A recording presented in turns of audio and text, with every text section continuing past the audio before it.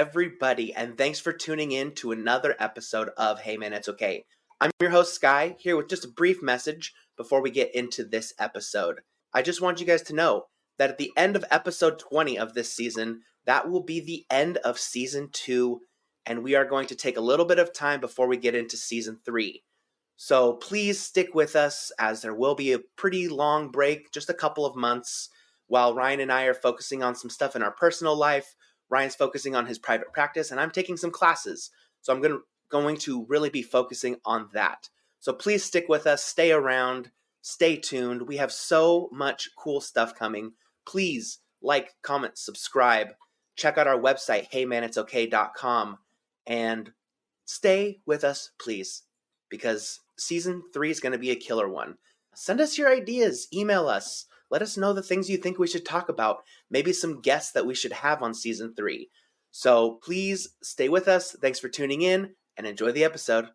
Well, hello, everybody, and welcome to another episode of Hey Man, It's Okay. My name is Ryan Heapy. I'm a licensed marriage and family therapist out of Newport Beach, California, and this is my co-host, Sky. How you doing, Sky? Good, how are you? I'm Sky. I'm not a therapist. While Sky is not a therapist, he is on a mission to explore and learn as much kind of about mental health as possible. And so am I. And that's kind of what this whole podcast is about, especially for men, and doing all we can to encourage better mental health. Absolutely. So, Sky, today we have a very special guest. I'm very excited. excited. Special guest of mine. Yeah, me too. This is actually her first podcast. Hey, nice. I think we've known each other for either 2 or 3 years. It's hard to remember. Whenever the Super Bowl with the Rams and the whole hip hop halftime special. Oh, yeah, I think that was 2 years ago. Yeah, Jaycee and I got to talking, and she was just starting her journey to become a therapist. Oh, sweet. And was attending my alma mater of Pepperdine Grad School. And so today we're going to talk to her. Before she started this journey as a therapist, she was I believe, a big senior digital publicist for Paramount or something of the sort, and has worked with a lot of celebrities and has made this big career leap. And I want to find out more about kind of what that leap's been like. I don't think it's been easy. It's never easy to kind of restart your career. So, yeah. Great. Let's bring her on. Bring Jaycee on. And, Welcome, Jaycee. Hi, thank you so much for having me. Hi, how you doing, Ben? I'm good. Hey, you guys are friends. Call her whatever you want. Even though we've been friends for 2 years, it has kind of felt like 10. I was going to say, it is 2 years, but it feels like 10. Yeah, we have really been there for each other and helped each other out a lot. I don't know, was my intro correct about sort of your history? Yep. Yeah, absolutely. Yeah, I would say, I don't know that I was a big time publicist, but I started my first career working at Paramount, and I just sort of worked my way up, within marketing, specifically in publicity. And then I did do about 5 years as a digital publicist. So that's all true. And as much as I've never been on a podcast, part of my job was booking podcasts and then going to those tapings. So this is a full circle moment for me to be the one being interviewed, the one kind of setting it all up and doing it behind the scenes. Well, I'm truly honored that, we could be the one where you're the guest the first time. Yeah, thank you. So maybe, before we talk about the mental health aspect of everything, do you want to tell us maybe a little bit about what that Hollywood life was? And, kind of similar to me, I was in nightlife for a long time, and making that jump was drastically different back to grad school. So yeah, maybe tell us a little about that Hollywood life. Yeah. Okay. Yeah, it was certainly an interesting chapter. It kind of came about because my dad was in the industry. He was a, first assistant, so more on the camera side of things, really working on the production side. But I grew up really sort of loving just movies, movie making, feeling like I had, some family friends that were in the business. And so I knew that I was going to want to do something that was not necessarily creative, but that was helpful. And so I ended up, going to school and then for public relations, and then quickly getting into the studio system. And I think, what attracted me to it was just the fast-paced nature of it, just the ability to kind of think on the fly. And you do get to do some really cool things and go really cool places. And the people that I worked with and met along the way were really incredible. But yeah,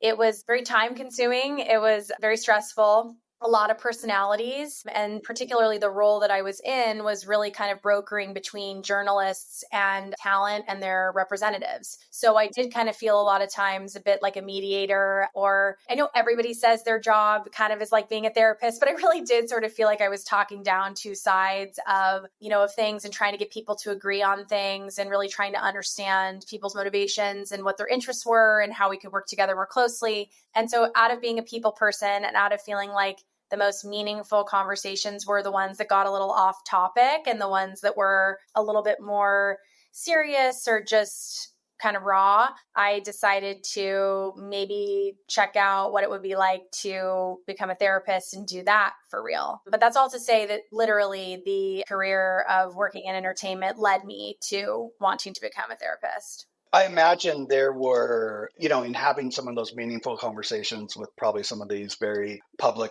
people, there was a lot of censoring or shaping maybe what really goes on. And I imagine maybe some of the journalists really want to dig deep and get some juicy scoops. But I imagine also on the celebrity side, they're trying to stay as popular.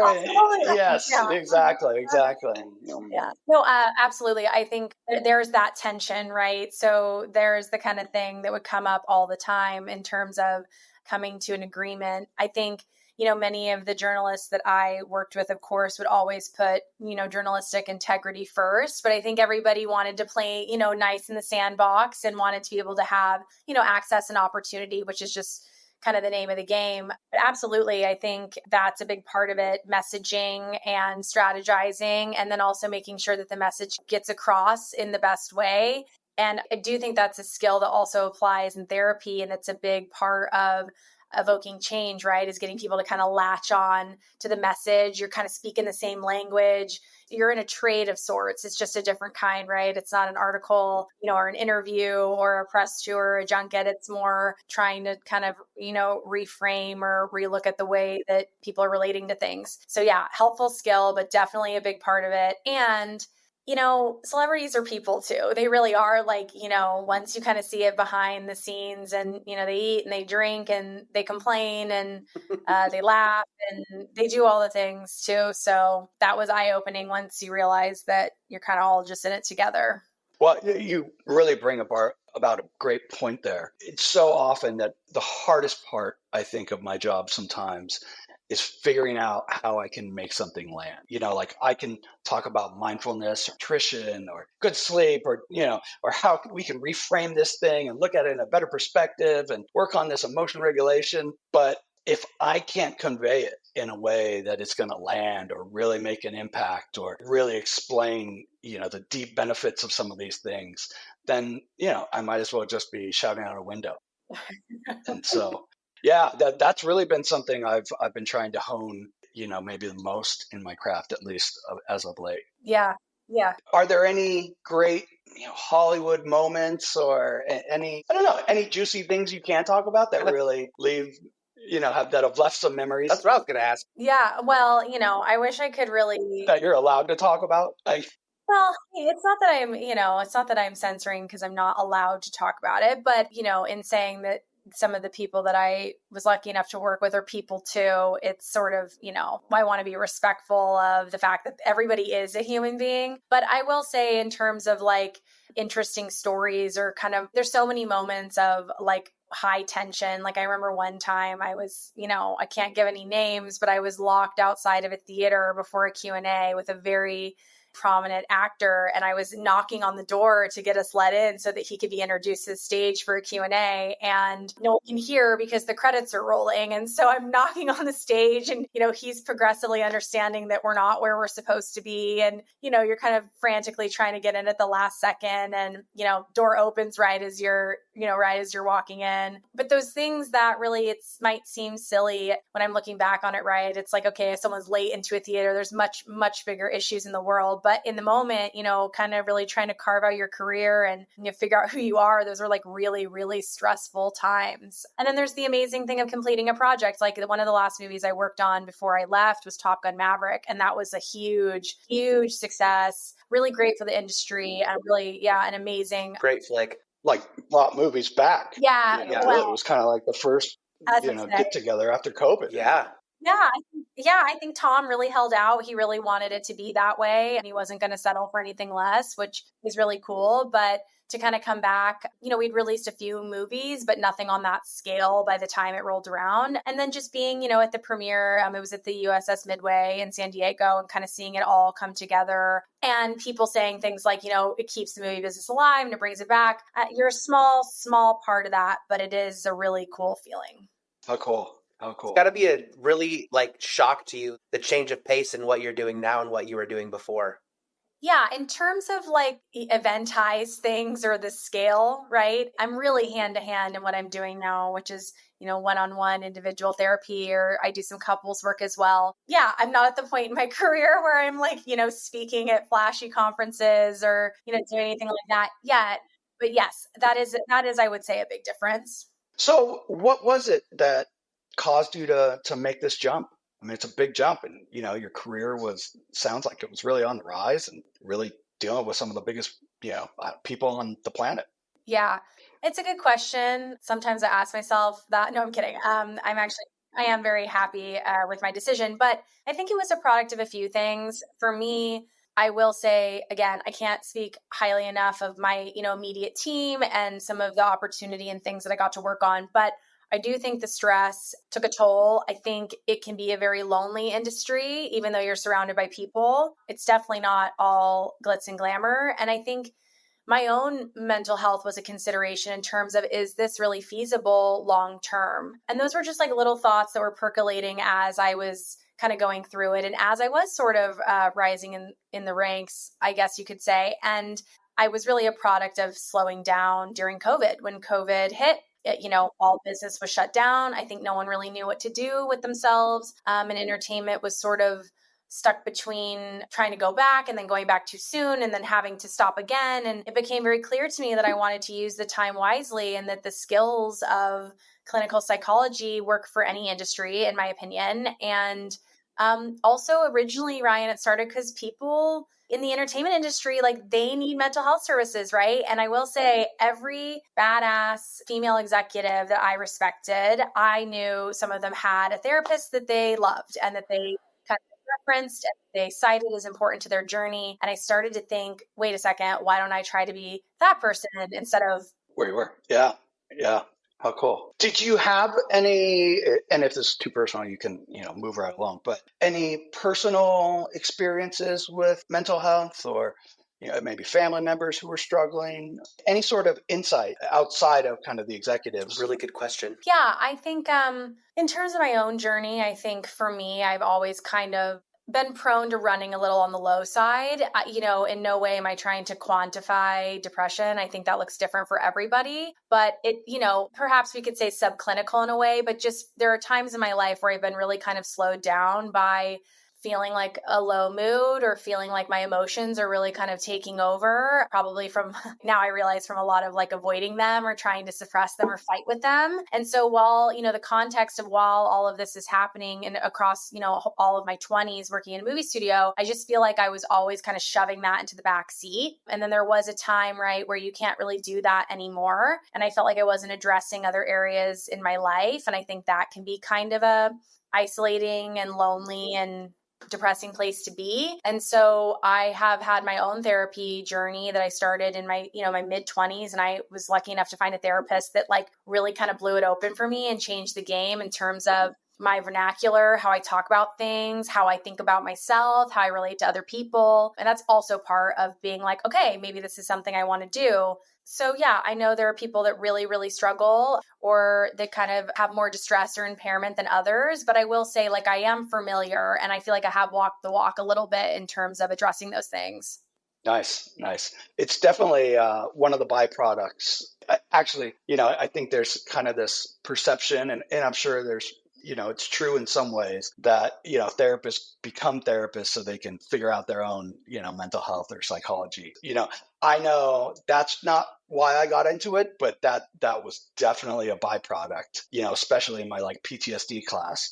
Was just every week I felt like I was writing about some trauma that I had gone through, and then, putting it through some different therapeutic modality. So, yeah. So what was the grad school experience like for you? Yeah. So my grad school experience was also maybe a bit different than some other people's. I essentially enrolled in Pepperdine. I did their online program, and I did that because even though it was sort of very early COVID, this was summer of 2020, I knew that I was going to try to keep working at Paramount as long as I could. And I think that was just what worked best for me. So I was going online, and it was an isolating time in general. And so I will say, the drawbacks of doing online is that you're not able to, meet people in your cohort or kind of have those peers and colleagues that you're seeing in class every week. And so I found it a bit harder to maybe develop some of those relationships, but I do well in terms of kind of motivating myself and timing myself and doing all of that. So I was able to kind of keep on track with my work, no problem. And then where it became really interesting was in 2021 after the first year where I went back to work. So even though I wasn't in the office every day, the demands of the job were picking up. And so I just remember I had a very supportive boss who kind of knew I was scoping out leaving the field. As uncomfortable as those conversations can be, by the way, she was a total champion. But, there's nothing like working on Top Gun and also knowing that you have like a final paper due and you're sort of like, what's more important? One's my income and one's a career that I, at one point was very passionate about. And the other is like my PTSD class. I'm like, what are we going to do here? Actually, Top Gun kind of gave me PTSD, but I think that's the kind of thing that I was juggling for the second year. And then I actually quit last October to finish out my third year doing my practicum and getting hours with clients. Wow. Because I was just simply unable to balance both. Yeah, that's so amazing and so inspiring. I keep thinking about maybe that's something I should look into also, being involved in this community. So you went from working for big movie studios to doing therapy work. What did your dad was in the industry too. What did he think about your move or your jumping careers? Yeah, well, he was always pretty upfront about the fact that he did not go to college. Neither of my parents did. And so I'm so grateful to them. But he was very serious about me going to college and doing something that, required a degree, or at least I had a degree. And so the joke was always that I could come into the industry, but I couldn't be below the line. I had to do something that was not necessarily on the movie set. And I think that's just because he didn't want me to have the same lifestyle as him, which was gone from his family a lot and always kind of changing location and, eating out of a mini bar, those kinds of things. And so I think he was proud of me. I think one of the proudest moments I've ever experienced with him was when coincidentally Cinematographer Union and the Publicist Union are the same union. So when I did get promoted into a publicist, we were in the same union. So the same union that he was in for 40 years, I was inducted to. And I think that was a really cool moment. But when I told him about switching careers, I believe a direct quote is, I don't really get the whole therapy thing. Yeah. So he since sort of warmed up. As is with the older generation. Yeah, a lot of times. And again, he's a very hardworking guy. I think he really just put his head down and again, talk about really kind of just making your way through rather than, sitting emotionally with things. I have a lot of respect for him and I get where he's coming from. But at the same time, yeah, I think I've won him over a little more. And ultimately, he really just wants me to be happy. I think it's about lifestyle for me. It's about feeling like my work's more meaningful. It's really the long game. So thanks for sharing that. It's great to see, how mental health has really become, I don't know, not just popular, but so mainstream, and getting words to kind of what we're going through is I think one of the most important things. And I know that was the thing that really helped me in my journey. So Jay, what has starting to become a therapist? So, I guess to kind of explain maybe where you're at is and kind of the journey of at least every licensed marriage and family therapist. And in order to be, to practice psychotherapy in California, you have to have one of a few designations. You can be a licensed marriage and family therapist, you can be a psychologist, you can be a psychiatrist, or you can be a clinical social worker. But for the most part, really the LMFTs are kind of the ones that focus probably the most on the actual psychotherapy piece. A lot of psychologists, they end up doing assessments. Psychiatrists, for the most part, almost all of them just, kind of write scripts.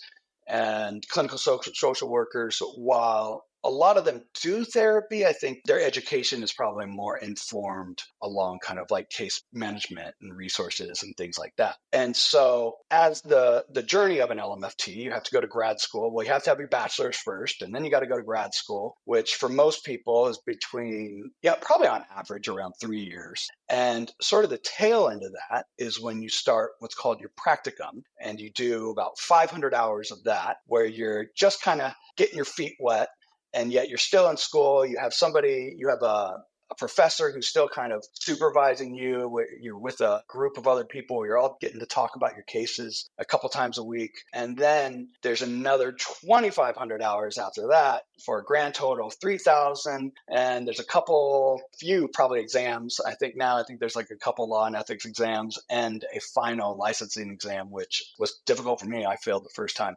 So anyways, it's a long journey, to say the least. It took me about 7 years.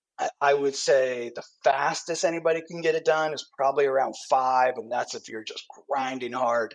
I would say 6, 7 is probably, again, the average, and I've seen some people take, the 8, 9 years, if not even longer. So, Jay, you're at you're getting to like the second part, right? You've just finished up practicum. I believe you got to submit those hours, and now you're on your way to becoming an associate. So what has it been like to just start? Like, I think I can remember my first sessions, which sometimes I often had another therapist with me there, which, was great because I got to like hold somebody else's hand, and we were both, almost on this like roller coaster of what are we doing? Like, how can I tell anybody, what to do or how to live? So yeah, what was it like in those first sessions? Since I imagine that's still kind of fresh for you. And then what have those next 500 been? Yeah. Well, when you lay it out like that, I quit. No, I'm kidding. I'm really trying to Don't scare her, Ryan. Come on, man. Yeah. I know. I like to think of myself as on, as close as I can be to the 5-year track, but also got to respect the process and that it takes time. I did a lot of work around, truly understanding that this is, like I said, the long game for me, and that it's a matter of commitment and dedication. If you just kind of chip away at it, it will happen. Obviously, Ryan, you've been a great mentor in terms of being realistic with me, and also, you'll make me laugh at least when it gets really hard. But I think, wait, Ryan's funny? I think, I'm just kidding. Yeah, it depends on the day. But, yeah, totally. I find it fun. Not lately. It depends who you ask, I suppose. But I think, in terms of remembering a first session, I remember both. I had my two first sessions on day one of my practicum. I remember both very vividly. They were both 2 different clients. And I remember thinking to myself, just get through it and get them talking. The most important thing is forming a connection with them, or just trying to form a bond and kind of get an understanding. I wanted to work less on like rattling off intake questions, but I was totally terrified. And I was lucky enough to have a great supervisor that did say, like, as long as you just connect with that person and are working to understand them and that they feel comfortable, or as comfortable as they can, that's your only job for today. But I was totally terrified. And I remember being so nervous and thinking they weren't going to come back, that they were somehow not going to show up for the next week. Like, oh no, we're good. But luckily they both did. And then, since then, I don't claim to be, the most experienced. I think that's what's great about this field. You never stop learning. But I think I'm substantially more comfortable now. I've been lucky enough to work at a site that is really kind of run. It's a community clinic, but it's really kind of run like a private practice. And so people, come in, they're able to stay, low fee or sliding scale. And so people are able to afford it. And so they're able to stick with their treatment. Yeah. Now I have a band of people that come and see me every week, which is crazy. And it's developed so much. I've already grown so much. I think the hardest part for people is just kind of showing up, right? Getting through those first couple of sessions. And then if it's a fit, hopefully you're off to the races, and there's a lot of good work to be done. So yeah, it's amazing now, but I was totally terrified. I still do get a little nervous sometimes. Yeah, I feel you. And I will have to add here, Jaycee works for, in my opinion, probably the best low-cost clinic in Orange County, I think for sure.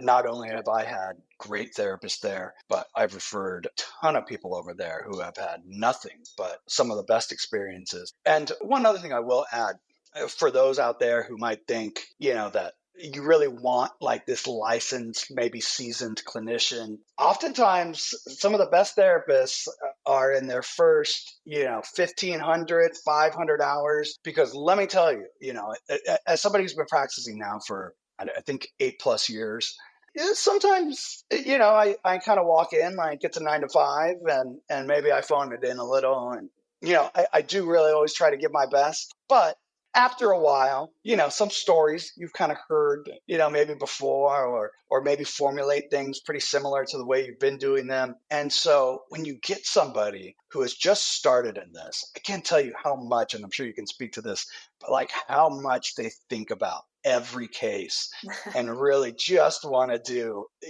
give you the best session, and are worried about you probably as soon as you're gone, and thinking about you the whole time, and then talking to their supervisors about you, and really trying to give you the best care. So don't knock any of I don't want to even say rookies, but I accept rookie as a badge of honor because I agree with you. And actually, Ryan, you've been very instrumental in reframing that a little bit for me. But I do think it's so true. I mean, not to out myself as, a little bit of a worrier myself, but yeah, I'm working so hard for my clients. I do really kind of work on not taking it home with me. And I am, doing that supplemental reading based on what kind of issue they're bringing in. And I am trying to talk through everything every chance I get with my supervisor, with, my peers that are, protected under supervision. And so I think that has been my experience completely. And I really do kind of live by the motto, like, I want to leave it all out on the field. I don't know if that'll wear off, but certainly I would say that is a benefit of going to a training therapist. And I will say, when I talk to you every once in a while, kind of just vaguely about,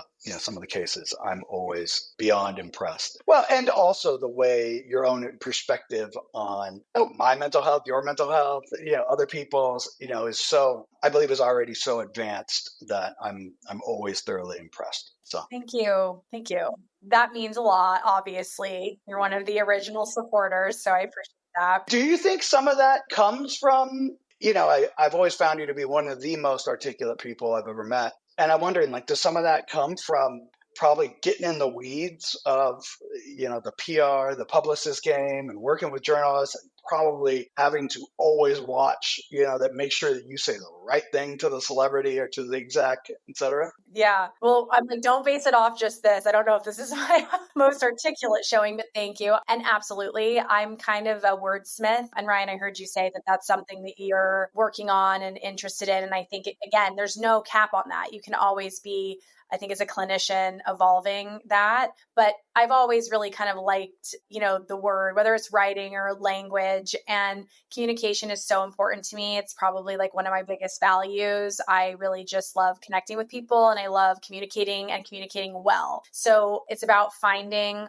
the vocabulary and the words and the way of expression, and even down to the cadence and the word choice and the tone and everything to get what you're really trying to say across. Because human beings, we're so smart at kind of gathering all of those subtle cues with it too. But yeah, that was bred out of fear. Every word was hung on to when I was coming up in PR, right? Words had double meanings, and you had to pick the right one, and it had to be interpreted as the right meaning. And so you wanted to get your message across, and you wanted to get it done your way. And so it really became about who was the more persuasive communicator. That sounds stressful. Yeah, it was, but it's also, I think, one of my, and not to abandon humility, but I think it is a skill of mine and something that I am passionate about. So I try to bring that to my work too. But yeah, it was already like a natural thing. And then it really was honed out of fear. What can I say? I actually have a question for both of you. Was there a point, or Jaycee, maybe you haven't had that point yet. Was there a point where you were talking to somebody and you finished your session, you were just like, man, I really made a difference for that person? Like, do you remember your first time that happened? Yeah. Ryan, do you remember your first time? I know that's a big question. It might have been my very first client, actually. Oh, wow. First or second. And what's crazy is we almost had the exact same name, just a couple letters that were a little different. There were all these very weird sort of coincidences, synchronicities. Anyways, it definitely wasn't within those first few sessions, but I worked with him and his family for, maybe a couple years. And I know at some point, I cared for him so much and watched him grow. And watched his relationships grow and him go after, he was a young, like in his teens, and really got to see him blossom. And yeah, I got to be a really cool mentor, and he's somebody like I'll never forget. Oh, that's so cool. That was really cool. Yeah. Yeah, I would say, I think it's hard to remember because I think the journey comes for different people at different times. I think some people kind of open up quicker, or you kind of get to some of the work quicker. But one of my very early sessions with one of my first clients, it was not one of my first couple, but this was like a lovely young woman, but she really was suffering from obsessive thoughts, and they were really around self-harm. And so they were, ego dystonic. They were not something that she wanted to do. And she was very scared by this voice in her head that was telling her to potentially harm herself. And so immediately she was very open and was very kind of feeling maxed out, like she wanted help. And so she was very receptive, and we worked together. And pretty quickly we were managing it by realizing that it was a cover for actually just kind of this anxiety that she has. It actually became a distraction for her. So, she'd start feeling anxious, and then that's when the thought would really jump in. And it was such a protection mechanism, right? It's distracting her by kind of taking it to the worst case scenario and really making her afraid of herself and fearing herself and fearing her thoughts, which might sound kind of weird, but if we think about it, it's like, then you're not able to be consumed with the anxiety you're having over your health or your finances or your partner or whatever else, because it's such a serious, feels like life or death situation. And so pretty quickly she was naming it, and she was separating from it, and she was letting it be there without fighting with it. And then she was like understanding it and befriending it. And I mean, her journey has been like some of the most amazing progress. And she says it herself. I mean, how much freer she feels. So, I mean, it was incredibly moving to witness and be a part of. Wow. So cool. That's really cool. Yeah, that's really cool. Would you say, because I kind of wanted to end on what some of your favorite skills are, but maybe I'll jump into that a little quicker. Would you say some of that was, and Jaycee taught me this the other day, so there's always more to learn, especially when it comes to all the different kind of modalities and therapeutic techniques when it comes to therapy. But you called this, I believe, maybe, was that an example of turning toward the dinosaur? Yeah. Yes. Ooh. So I'm an ACT girly, I would say. I mean, I definitely pick and choose from a few different modalities. I would say my framework is largely existential. And what I like about ACT is that it's a modality that really kind of leverages, that we all kind of experience loneliness. We all experience pain. It's very human. It's a very human experience. And then ACT has a lot of amazing metaphors and analogies. And so, I was talking to Ryan the other day about something, and I think I used myself as an example. And I said, I'm turning toward the dinosaur. And quickly, the reference to that metaphor is that the founder of ACT, Stephen Hayes, he suffered from panic disorder for many years. And he would speak about this nightmare he would have, night after night. And he was always being chased by dinosaurs. And at the end, he would be caught by the dinosaur, and he'd be eaten by the dinosaur, and then he'd wake up. But he was in such a state from that nightmare that he would be experiencing panic when he woke up. Mm. And so he just said, like, in a moment of clarity, somehow it got to his subconscious, he turned around. So he started running, and then very soon into the dream, turned around and turned toward the dinosaur, and the dinosaur still ate him, but he woke up sooner. And so there was no time for it to build into this, really, really difficult experience. So turning toward the dinosaur is being committed to staying with your experience without self-judgment and with ideally some amount of self-compassion. And for her, it also was an instance of really a lot of avoidance and a lot of repression. And so, if you turn toward that dinosaur and let it gobble you up safely, and,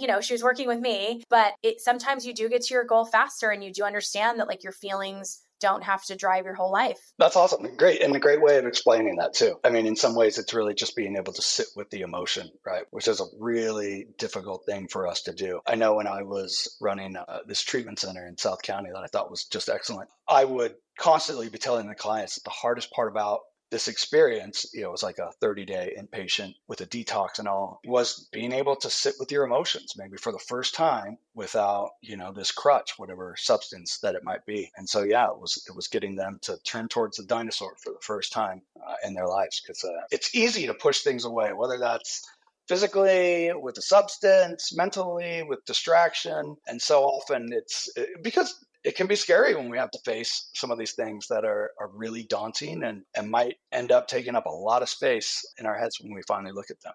Yeah. Any other sort of skills, things you've learned, things you've experienced sort of in this journey now that you might want to share with others, or things that have helped you?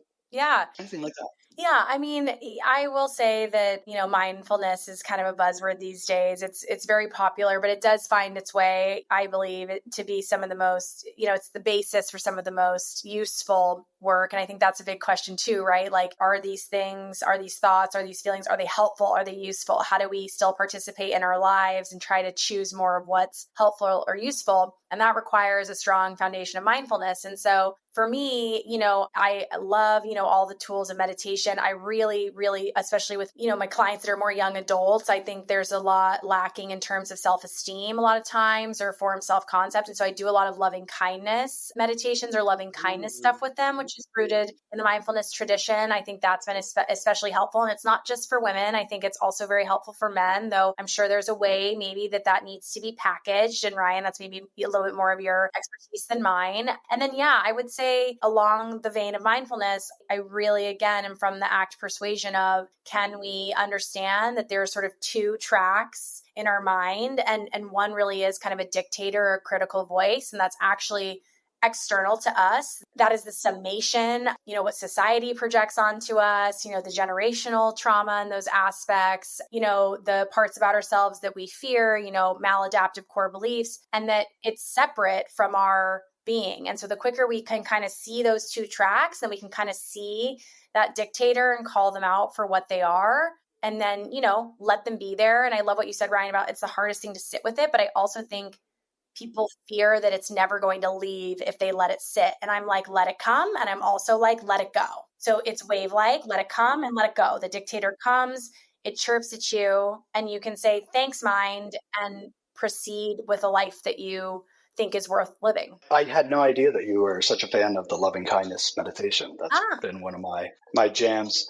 It's also called metta, I believe. Metta. I always kind of pronounce it a little wrong, but just to quickly kind of go through it, because I think it's really helpful for people. And Jay, you can kind of correct me if I get any of it wrong, or you have a different take on it. But what we initially do is conjure up love for someone you really kind of, in a way, have unconditional love for. Maybe your dog, maybe your grandma, your sister, somebody where there's no drama really with. And then you kind of take that, you really embody that feeling and really sit in that love. And then you kind of move that emotion or move that love towards maybe the barista that you saw earlier today, or somebody maybe you saw on a podcast, or just somebody walked by you, it was cute or something like that. And so then you're moving that love to them. And then you can go one or two places. You can take that emotion and try to give it to somebody that has harmed you, hurt you, which is it can be really difficult. And then finally, you can try to give that emotion or that love to yourself.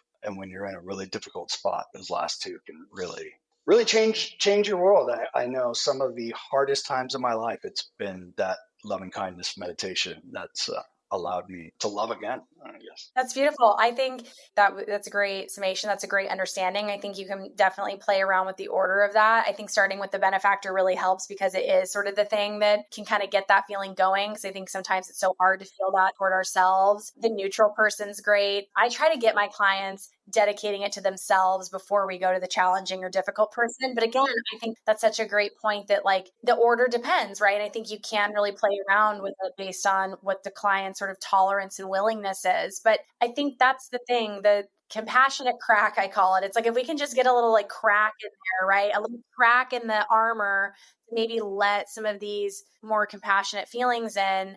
I think people quickly see that it's for the betterment of not only yourself, but also your relationships and also your social responsibility and how you participate in the world. And so it just takes that little crack. And then I think people kind of really get like a little addicted to it. It's nice to feel good. I probably need to practice one of these shortly thereafter myself. Me too. Yeah, I think we both are called to that. The other meditation that I absolutely love is called Rain by Tara Brach. I'm sure she also does like an amazing loving kindness meditation, but she also does this Rain meditation as well that's sort of similar and sort of kind of speaks to what you were saying earlier. It's gosh, I'm brain fighting. Recognize, allow, investigate, nurture. Yep. I think that's sort of the order. I'm familiar. I think you got it. Yeah. Yeah. That's another one that, I mean, when you can sit with, some of these negative, difficult emotions and go through this really nurturing of that hardship, like those are powerful meditations. Right. Also, her voice is just like so incredibly soothing. Her and Sharon Salzberg, I could listen to them talk all day. She has this great story about like monkeys on a golf course. I don't know if you've ever heard it, but like it's just hilarious about, finally coming to an acceptance.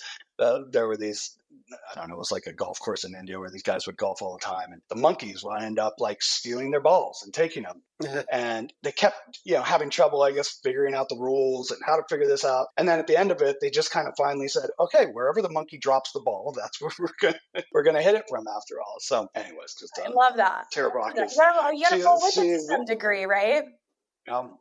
Yeah, wonderful person, also psychotherapist, I believe, psychologist maybe, and probably one of the greatest or biggest leading figures in the meditation space. So, Jay, I know we're running over, and I know you got to go. You got a session here. Anything you any other knowledge you want to drop on us, or plug yourself, or anything at all? No, I don't. I'm not in the stage to like plug myself just yet. I think it's been really great to come on here. I think the mission of what you guys are doing is really awesome. Thank you. I think because as the way I understand it, it's sort of, of course for everybody, but it is tailored around men's mental health. And yeah, correct. Really, that's maybe a part two. That's a whole other, conversation. I feel very flattered and honored that it's about kind of my journey, but really there's so much there. And I just think it's really cool what you're doing. And I think the more accessible we can make it, and Ryan and I we joke a little bit about, modern masculinity, just in terms of like, what does that mean? And how do we not just all kind of bandwagon this idea? But it's a very real thing. And this is an outlet and a forum and a resource for men that are maybe considering therapy or really want to kind of hear their thoughts and feelings reflected back to them. And that's like the start of everybody just being better versions of themselves. So I think it's really cool. I love that. Well, I'm sure we'd love to have you on again. I could probably speak for Ryan as well. We'd love to have you on again at some point and discuss some of those issues. We like to get to know our guests first, but once they're on, we can talk about anything we want, really. I love it. So thanks for joining us today. I appreciate it. Thank you. Thank you, guys. Yeah, Jay, thank you so much. I know it was a difficult time and, to get this scheduled and make this happen. So I really, really appreciate you coming on here and having a good time. And I had a good time. I'm sure Sky did too. Yeah. Thank you. Sure. Me too. Thanks. Yeah. Awesome. All right. Well, thank you everyone for listening. If you can, please like, comment, subscribe. Let us know if you gained anything out of this. If you hated anything, just give us your thoughts. Yeah. Till next time. Take care. I'm Ryan. Yeah, and make sure to check out our website, heymanitsokay.com. Okay is just the letters okay. Follow us on social media. Reach out to us. Email us with questions. We'd love to answer them. But yeah, until next time, remember that it's okay to not be okay. And I'm Sky. Take care, everybody.